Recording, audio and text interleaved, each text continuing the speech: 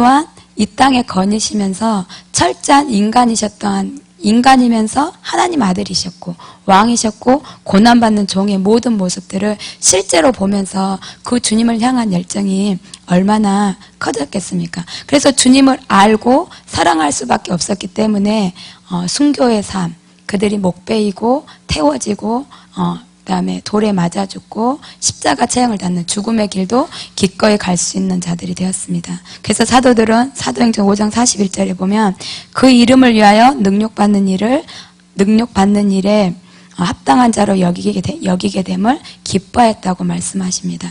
주님으로 인해 주 예수 그리스도 이름으로 인해 자기들이 능력받고 해를 받는 것을 그러한 자로 여김을 받게 된 것, 그것을 기뻐하였다고 말했습니다. 그런데 오늘날 우리의 문제는 무엇입니까? 사도들은 이렇게 주님을 사랑하고 함께해서 주님과 함께 죽음의 길까지도 오를 수 있었던 불타는 열정, 생명 다한 열정이 있었는데 지금 우리들의 문제는 라오디게아 교회처럼 차지도 않고 뜨겁지도 않는 미지근한 신앙이 문제입니다. 이 미지근함을 주님께서는 토해버린다고 하셨거든요. 과연 우리 안에 얼마나 불타오르는 열정이 있는지, 그리고 진정 고난과 박해와 멸시와 조롱의 길을 갈 수 있을지, 우리가 앞으로의 일을 모르잖아요. 근데 6.25 때만 봐도, 그때 우리 한국에서만 봐도 손양원 목사님, 주기철 목사님, 수많은 믿음의 사람들이 신사참배를 거절하면서 거기에서 주님 한 분만 섬겼다. 그래서 실제로 생명을 내놓고 주님을 섬기고 타협하지 않았던 복음의 길을 살았는데, 우리는 지금 현재는 아직 그 일이 우리의 눈앞에 당하지 않았는데, 만약에 그 시간이 우리에게 올 때 과연 그 길을 기꺼이 갈 수 있는 열정들이 내 안에 있는지, 그것을 점검해 보기를 원합니다. 그래서 미지근함 신앙이 우리에게 문제인데요. 왜 이렇게 우리의 심장은 냉랭하고 뜨겁지 못하고 정말 죽기까지 다 주님을 사랑할 수 없는지, 무엇이 문제인지, 무엇이 사도들과 우리와의 문제인지. 우리는 실은 완성된 복음을 가지고 있거든요. 실은 그들보다 더 주님을 알아야 되고 그들보다 더 주님을 사랑해야 되는데 그들보다 더 못하거든요. 사랑과 열정과 어떤 모든 면에서 12제자보다 더 못하거든요. 그들이 믿음의 천사들도 보기를 흠모했고 선지자들도 알기를 원했고 수많은 자들을 통해서 이 성경 66권, 구약과 신약과 그 모든 것이 풀어져서 하늘의 비밀이 우리에게 주어졌는데도 불구하고 우리의 사랑은 사도들보다 약하고 그들의 심장보다 더 냉랭하고 그러한 삶을 살지 못하는데요. 그 이유는 주님을 모르기 때문입니다. 그리고 주님을 알지 못하기 때문에, 그리고 주님과 함께하지 못하기 때문에, 그리고 주님을 보지 못하기 때문에. 다른 문제가 아니고요. 주님을 알지 못하고 주님을 보지 못하기 때문에 그것이 문제인데, 얼마나 내 안에 내가 주님을 모릅니다. 내가 주님을 몰라서 주님을 사랑하지 못합니다. 그 주님을 모르는 것에 대한 인식, 여러분 스스로 얼마나 주님을 모르는지 그것을 인식해낼 수 있어야 되거든요.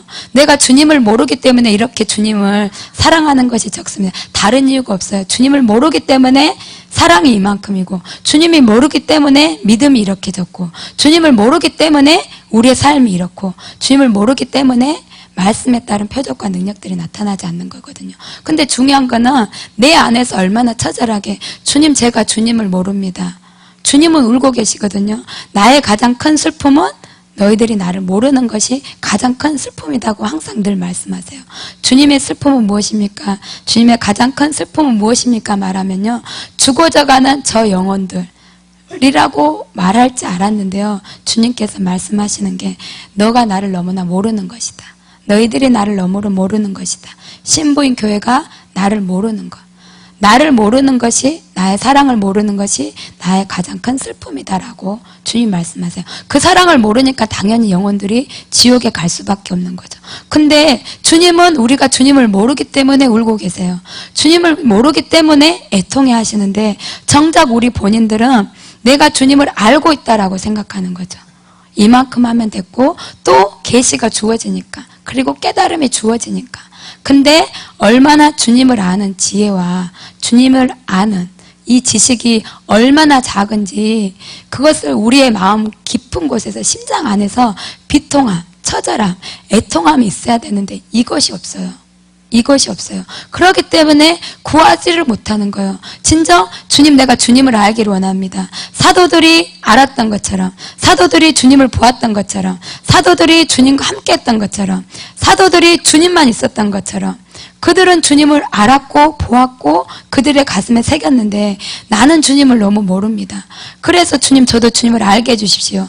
사도들이 알았던 것처럼, 사도들이 주님과 함께했던 것처럼 제발 저에게도 주님을 알게 해주십시오. 내가 주님을 너무 모릅니다. 그것이 나의 눈물의 기도의 제목, 첫 번째 기도 제목이 되어야 되겠습니다. 내가 오랜 생활을 했지만, 오랜 종교 생활하고 신앙 생활을 했지만 주님을 모르는 거, 주님을 모르는 것, 그것이 나의 가장 큰 슬픔이 되어서 기도할 수 있는 자들이 되기를 원합니다. 주님, 사도들이 주님과 함께 지내며 주님을 알고 사랑했던 것처럼, 주님을 선명히 보았던 것처럼, 주님의 가르침을 들었던 것처럼 우리도 그렇게 주님을 알게 해주십시오.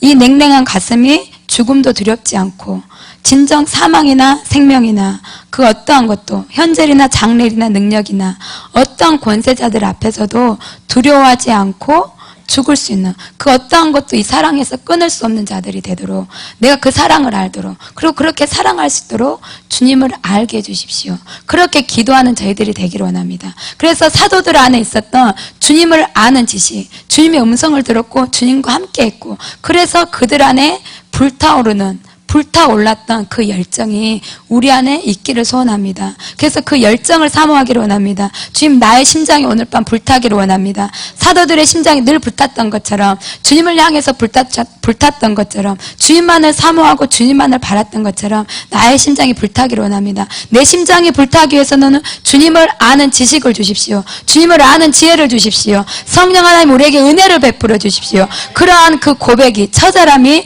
우리에게 용서사치는 끓어오르는 그 애통함과 간절함이 우리에게 있기를 소망합니다.